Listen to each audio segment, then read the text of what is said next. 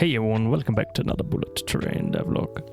This week I continued on the weapons that I started working on last week and changed my upgrade system slightly. I will start with that one. Each weapon can now be upgraded with any other orb.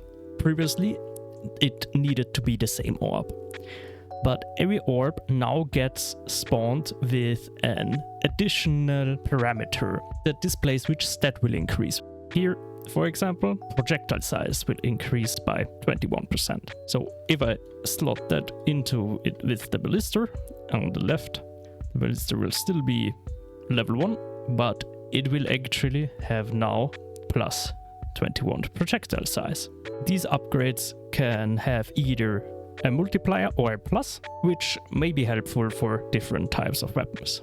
With this, I feel like I gave orbs another layer of interesting interaction, and it also helps with later in the game if there are already a lot of orbs on the train and players might not be able to do anything with newly acquired orbs. They can then be used to upgrade already existing weapons on the train and are not lost.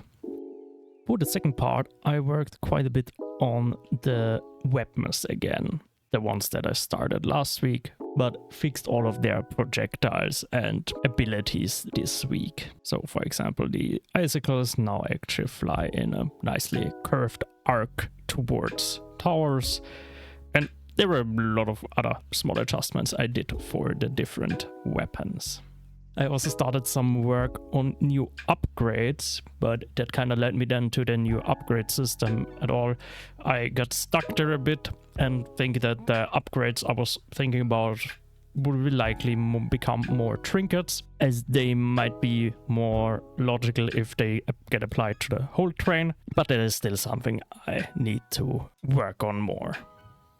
But with that, that was already it for this week. Quite a short one, but I think especially the new upgrade system can be very interesting for gameplay. Next week, I want to continue working on these trinkets I mentioned, and I will likely work on some more meta progression.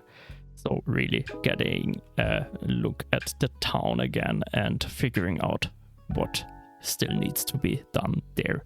Also, still want to get more game feel relevant effects in the game. For example, the dodge currently I feel like is very underwhelming and can be supported more with sound, VFX, maybe a small screen shake, and stuff like that.